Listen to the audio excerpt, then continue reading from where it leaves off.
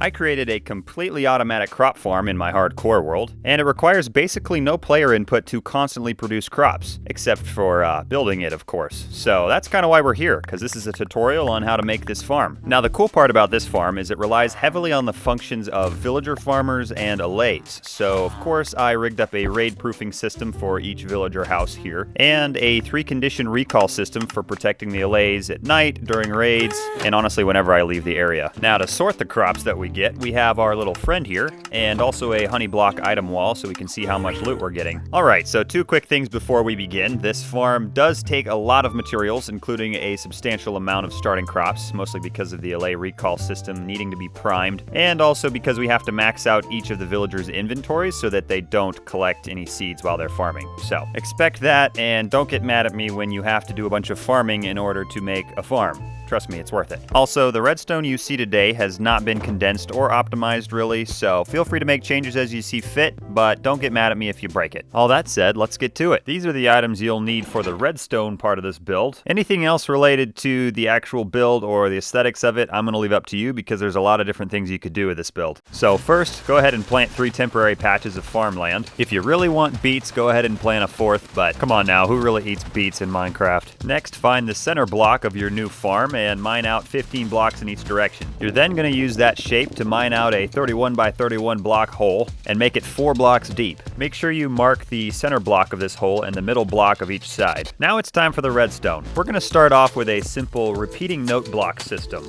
Just follow along as I build this. It's basically a lever, a comparator in subtract mode, a line of repeaters to activate the note block, and then a line of repeaters right back into the first comparator. Make sure all the repeaters are maxed out on their delay and turn on that lever. Now right next to that comparator, dig a hole that's 5 blocks long, fill it with redstone, but place a repeater here so it doesn't connect to the other line. Run the line over this block and down to a redstone torch like this. Now place normal pistons in these exact locations, then place a block with a redstone torch like this, but leave space in between so it doesn't activate the piston. From that block, run a line over to a lever. This is the manual on-off switch for your farm. Now place 2 redstone dust out from the torch and place repeaters in this formation with redstone dust right here.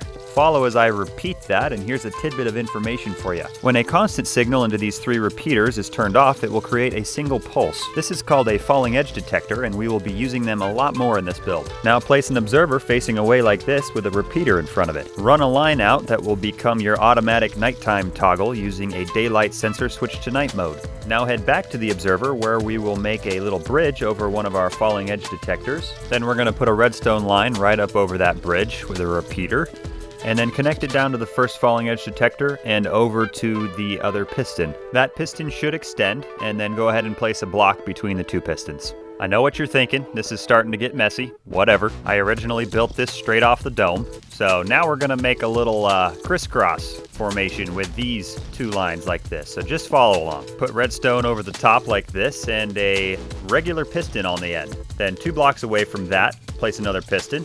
Then we're going to place a sticky piston like this and like this. Now we're going to place a redstone block right here, and that's going to get moved around later. Go ahead and connect this line around to the piston with a repeater. In front of the original piston we placed, start a line that goes up on top of a block, and leave this for later. Now we're going to connect the sticky piston all the way back to our original 5 block line. Hey, you know what we haven't made in a while? A falling edge detector. So go ahead and place one just like this, facing out this way and headed directly into a block. Now I totally forgot this step, but it's really important. So head back to the piston with a repeater behind it and put it on a 1-tick delay. Now back to the falling edge detector block, we are going to make a pulse extender system. So go ahead and follow along closely with what I'm doing here.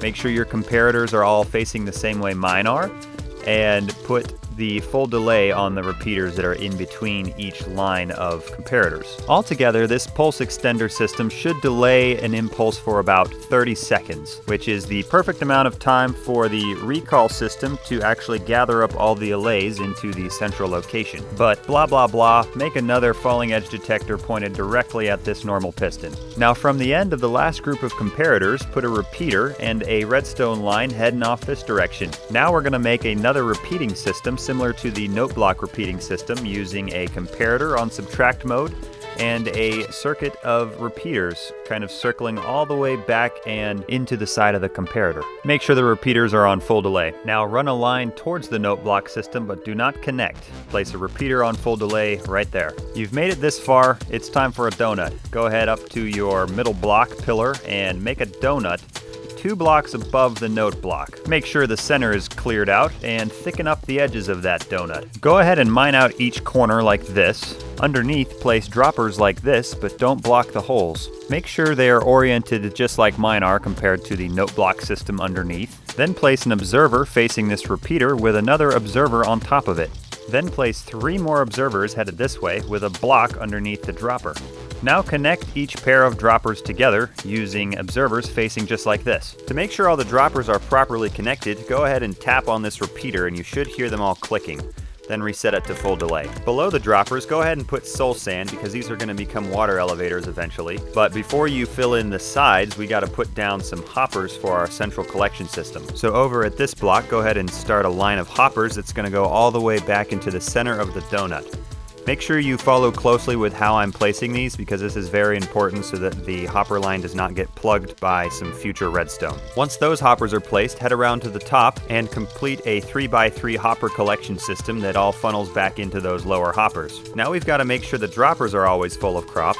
So go place 1 hopper pointed into each dropper. These will pull down half of the items from the hoppers above them, which will allow the droppers to be constantly filling. So now we can complete the water elevators by filling in the sides with blocks. Make sure you fill in every block because if you don't, the water might ruin the redstone. This block is especially important. Now for the moment of truth. Go ahead and throw some water in these holes, and if it spills out, I guess just restart the tutorial. Welcome back to those of you who had to restart the tutorial. Now we're just going to fill in some extra blocks here, place some torches on top, another row of blocks, and then some gates on top. This is where the allays will eventually be entering the recall chamber.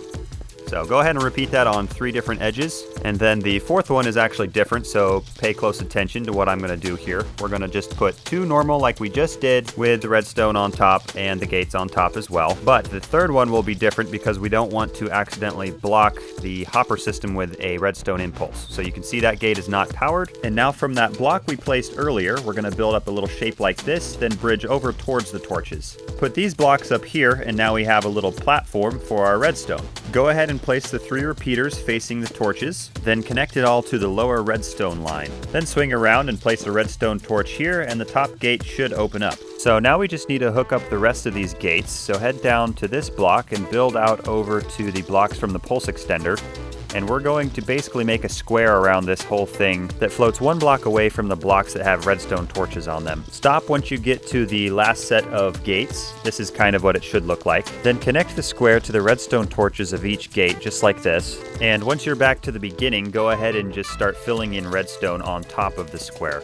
Right before you get to the 3 blocks, place a repeater and then 3 repeaters like this, and then just repeat this all the way around. Once you're done with that, believe it or not, you're actually done with most of the redstone for this build. So take a little break, maybe go outside real quick.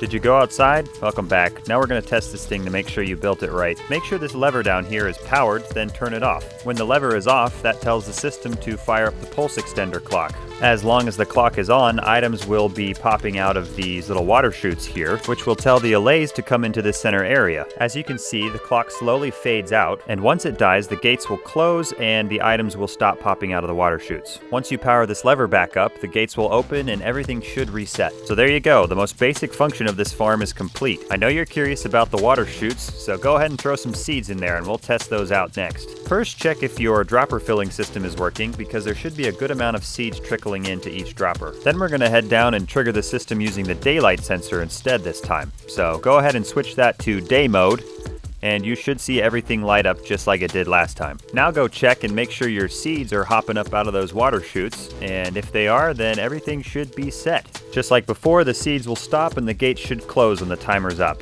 head on back down to the daylight sensor and go ahead and flip that back to night mode. Now, just so you don't get mixed up, normally we are not messing with the daylight sensor. Instead, the farm will automatically shut down every night and reopen every morning. Alrighty, moving on to the next part of this farm, we're going to throw down some redstone that allows this farm to be raid-proof. This system relies on the same redstone that my raid-proof village uses, so if you haven't seen that, please go check it out. I have a tutorial and a full hardcore episode about it. Of course, if you'd like to skip this part, you're more than welcome to. Your farm will work just fine, but mine is cooler. Anyways, moving right along, head over to this part of the redstone and place a repeater and a line heading out of your square. This is where if you have a village nearby, you can mine all the way over to its bell to set up this contraption, so when the village is raided, the farm will automatically lock down. If you don't have a village, you could definitely rig this up so that one of the farmer villagers could access it during a raid. Ideally, you would build my raid-proof village, but enough yapping. It's time to place a calibrated skulk sensor on top of that line that you hopefully just made. Then surround it with blocks so that you can waterlog it. I said waterlog it. Not like that. Don't crouch. Just waterlog it. Alright, go fix your redstone. Make sure it runs all the way under the skulk sensor. Now we're going to head to the other side and mine out another 2-block space here. Then we're going to place a comparator right here and a lectern right next to it. Now get yourself a book with exactly 15 pages. Here I have my little guide on calibrated skulk sensors, but we're going to turn to page 11. This will allow the calibrated skulk sensor to only hear blocks changing, such as a bell ringing. So go ahead and fill this area in, and we're going to place a bell directly over where the calibrated skulk sensor is. Now if you go over here, you're going to notice that your system is currently locked down. Go ahead and flip the switch off and back on again. That should reset everything, and now your bell is ready to go in case of a raid. Now let's go set up the villager homes. Head over to the top of the wall next to the redstone line you just made. Make the central block into 5 blocks with 1 block below. From the left edge, dig out a 6x8 hole that is 2 blocks deep. Head down and place a piston on that block from earlier and 3 more pistons in these positions. From there, mine these 3 blocks and these 4 blocks, then head back and mine 2 more blocks here. Place a torch and redstone all the way through the hole you just made. Place blocks here and here. Now we're going to be making the actual entryway, so go ahead and build up the sides like this, then build a little doorway right here. After that, we're going to place a block on top of this piston and place a door on that same block. Then we'll place redstone with a block and a pressure plate on top.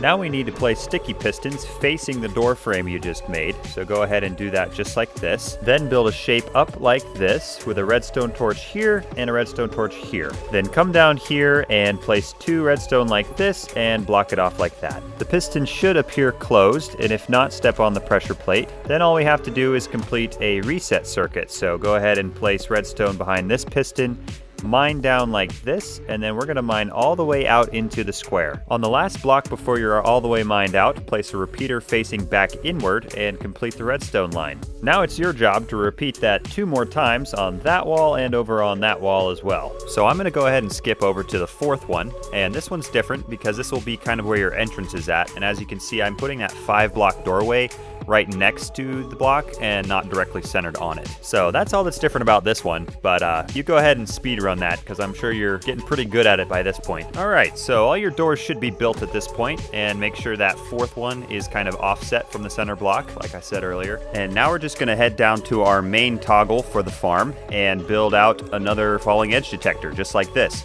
But don't put any delay on the repeaters. Then connect that line to the reset line you made on your last door, and then we're going to head around and connect it to the other 3 doors as well. Make sure you place repeaters every now and then to keep the signal nice and strong. Once you're done, it should look like this. So we've got a line starting at the falling edge detector and running through the reset line of all 4 doors, and then ending at the first redstone door that you made.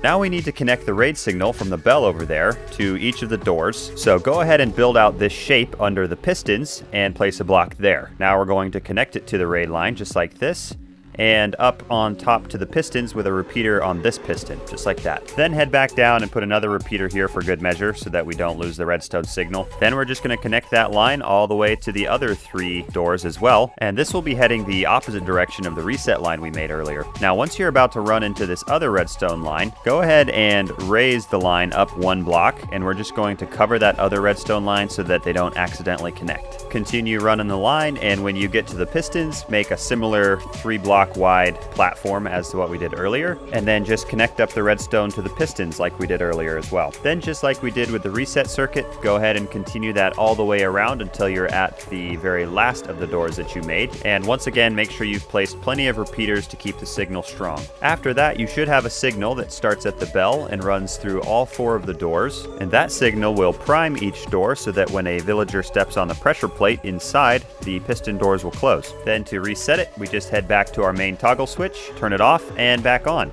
And as you can see, every door should be open again. Now, of course, we need to make sure this actually works, so go ahead and hit that bell, and you should see everything start to light up just like when we tested it earlier. Now go around and step on all the pressure plates, and you should see the piston door close. Make sure that they all work and that the center gates are closed, and that should be a successful test. Now go down and flip the lever off and back on again, and you should see everything reset, including all of the villager house doors. So there you go. Now your farm is raid-proof, and we're actually almost done with the redstone. Now if you opted out of the raid-proof system, just go ahead and ignore those ugly things around the edges, and we'll go ahead and finish up the redstone. So go ahead and find the center block on the front side of your farm, and to the left of it, we're just going to make a placeholder doorway that will lead into the sorting and storage room. Place down 4 different double chests oriented like this, so that the golem can sort into them effectively and you can access them easily. Then we're just going to make a little chamber for where the golem is going to live. You're welcome to make this whatever shape you'd like. Just make sure you golem-proof it so you don't find him wandering around your world and not sorting things. Anyways, now we're going to place 4 honey blocks just like this for the items to come down later. So then we're just going to fill in the ceiling like this, but make sure you leave it open in line with the honey blocks, because we're going to put some half blocks here, and this is going to become our water chute into the honey blocks. So then place a gate there to stop the water. And then down here at the bottom, we're going to be making a chute that will also become a water elevator. So go ahead and fill in the sides for that, but put a dropper right here. Place a soul sand here, and then we're going to make an item sensing system with a comparator and subtract mode, and then a repeater and redstone dust around like this with a block and redstone dust on top. Go ahead and test it by placing a couple items in the dropper and making sure that they drop right back out. Now we're going to fill this chute up with water, and you're welcome to do this any way you'd like, but I went 1 block at a time. Once you get to the top, make sure that water flows all the way to the gate. Now it's time to complete the hopper system, so head back down to that dropper, and we're going to start a line of hoppers that will connect back up to our other line of hoppers. Once you get over to where this redstone torch is at, make sure you don't place a hopper above that, because when the redstone torch is on, the hopper system will stop working. Once you've made that, you should notice that all the seeds that you used for testing earlier are now going to be popping out of the dropper, which is a good sign. They're probably going to be flying up out of here too, so go ahead and put some blocks over top of that. And now go make sure your honey block wall has items flowing down it. And if so, we should be all set to place a copper chest here and a hopper going into it, and that will be what our golem sorts from. Now it's time to designate the chests so that the copper golem can sort into them. So go ahead and place 1 crop of each type in each chest. Then I would recommend putting seeds into the first of these chests, because we're going to make an automatic bone meal crafter. Say hello to your new friend and make sure he's sorting correctly. Then we're going to head around and build our automatic bone meal crafter. So dig underneath where you put the first chest with the seeds, then place some hoppers and a composter like this with another hopper running into it. You'll notice that seeds should be funneling down through the composter, and eventually you should get a bone meal back in the sorting chest. Now if you've made it to this point, congratulations, because we are officially done with all the redstone. So now it's time to protect all that redstone from any, explosions later on. But go ahead and fill in all around the redstone. Make sure you don't accidentally block any redstone signals that are closer to the surface. Kind of like you can see here, I left a couple openings where it's close to redstone. This is also a great opportunity, whether you made the raid system for the villagers or not, to fill in the place where the villagers will be living on each wall. These are soon going to be underground, so it would be better to customize them now so that you don't have to dig them out later. But of course, do whatever you want. Now it's time to fill in the top with grass, because we're about to make this into a bunch of farmland. Once you've done that, we are now going to make this farm into a giant circle. So starting at one of the 5 block doorways, the sequence for this circle is going to be 5, 3, 2, 2, 1, 1, 1, 2, 2, 3, and then another 5-block doorway. Repeat this on all 4 sides, and you'll notice that on the main entrance it'll be a little wonky, but just ignore that. Build that wall up a couple blocks and make the top layer out of grass, and then we are going to terraform the sides into a circular hill shape, then cover that with grass as well. Then we're going to fix up those dungeon-esque looking villager houses, and now's the time, if you haven't already, you can customize the inside as well as the outside like I'm doing here, just to make it seem a little more cozy for our friends. For those of you who weren't here for the raid-proof part, I kind of doubled up on this side, so the villager house is right next to the player entrance for this farm. Once your houses are satisfactory, unlike mine that are not furnished on the inside, go ahead and texturize the inside of the rock wall. You can do whatever you want here. The main idea is just so that the villagers can't climb out and then stop farming. I went with like a cliff overhang vibe here with slabs and andesite to make it feel a little more natural looking. Then of course you're going to want to build the front side of your farm, which is very important for the aesthetic of it, and also, you know, it gives you access to the storage room, the lever, and the farm itself. So, you know, kind of important, I would say. After that, just terraform the outside hill shape however you'd like. Make sure the village houses are, you know, totally covered. You can give them a back window if you'd like, but that's all up to you. And for an added measure of safety, I went ahead and put a fence around the whole hill, kind of a few blocks down, so that way, you know, nothing can actually walk up into the farm, and then if a raid were to happen, nothing could shoot into the farm because the fence is lower than the top of the hill. Throw some torches down, plant some plants, make it look a little more natural, and now it's time to build what you guys have actually been waiting for, which is the central tree. Now, unfortunately, we're just starting with the stump here, so go ahead and, you know, change out those center blocks and make some root-looking things here and there. Don't do too much because you'll take up farm space, but you can see what I did here. So build up that stump a little ways, but we'll come back to that because we're going to make the dividers between each farm now. So there's going to be 4 farms, as you've probably already guessed, 1 carrot, 1 potato, and I'm doing 2 wheats. If you really want to do beets, you can do beets, whatever. Just make each divider about 3 blocks tall. You can use whatever block you want. I went with the leaves because I thought it looked nice. And then we're just going to plant all the farmland. So carefully place water blocks to hydrate the land, but try not to let it pour down into your redstone. I like to cover my water holes with dark oak slabs, and you can do that as well. And then just plant all of the seeds for the crops that you're going to be growing here. Now back to the tree. Go ahead and start building up whatever shape you'd like. I went with kind of like a bowed trunk here that's pretty thick, and then it starts to thin out at the top and branch out. And then throw some spruce in there and like a little swirl pattern, because that'll help give it some dimension and, you know, show the shape a little better. Now my next move is probably going to make some custom tree people mad, but get some scaffolding, put a grass block on top, and plant some regular cherry blossoms, just however you'd like in the shape that you kind of want the tree to become. Do that a bunch until you have the right shape, and then just chop off the trunks of the cherry blossoms and integrate them into the trunk that you made. Do some shaping here and there with leaves until it's perfect, and all of a sudden you'll have a custom tree that was much easier to make than a real custom tree. Then I went ahead and bedazzled mine with chain lanterns to keep it all well lit but still look cool. And then of course you have to have some beehives so that the crops grow as fast as they can. Just use your imagination to make the rest of it look pretty, and before you know it, you'll have a super aesthetic crop farm. Now, if you've actually made it this far, that is truly incredible. We're going to wrap things up, but first here's a montage to remind you to go harvest your crops.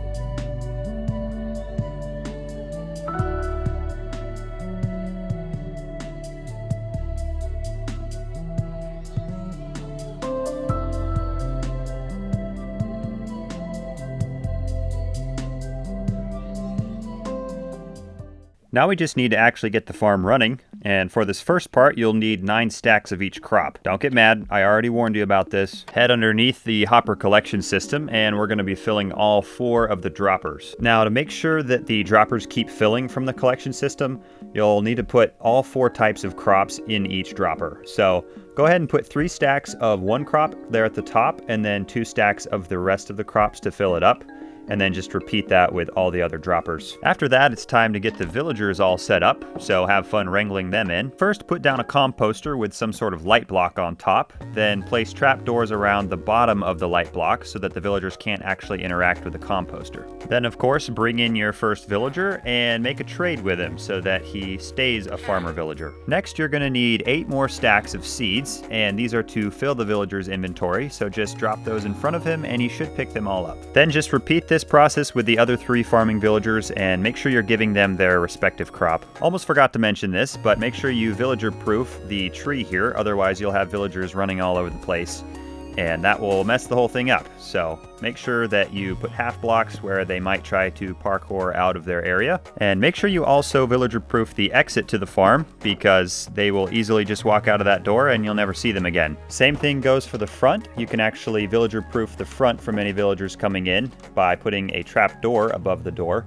As you can see, I can fit in just fine, but a villager can't. And then we're on to the final step, which is just getting the allays set up. Hopefully you already have some of these. If not, you might have to go find a pillager outpost or a woodland mansion. Go ahead and give the allays the crops you're going to be farming. In my farm, I used 8 allays, and that's basically so that I can have 2 allays collecting each item that is dropped by this farm. And once you get the allays close enough, they should hear the note block of the farm, and they will head right into work helping the farmers collect everything that they can't collect because their inventories are full. Once you've let the farm run a little bit, go check on your copper friend and see if the item wall has stuff flying down it. It should, and that means your farm is working. Go ahead and place a bone meal in this last chest so that when the composter system makes bone meal, it has a place to go. Sometimes during the day, our copper friend gets a little behind, so if you really want to know how much your farm is making, go check this copper chest. And don't worry, once the sun goes down and the farm shuts off, he should get all caught up. Alright, so now that your crop farm is actually producing crops, go ahead and hit that recall lever and see what happens. The gates should close after a little while, and most of your allays should end up in the recall chamber. If they don't all make it, that's perfectly fine. Sometimes 1 or 2 won't make it in,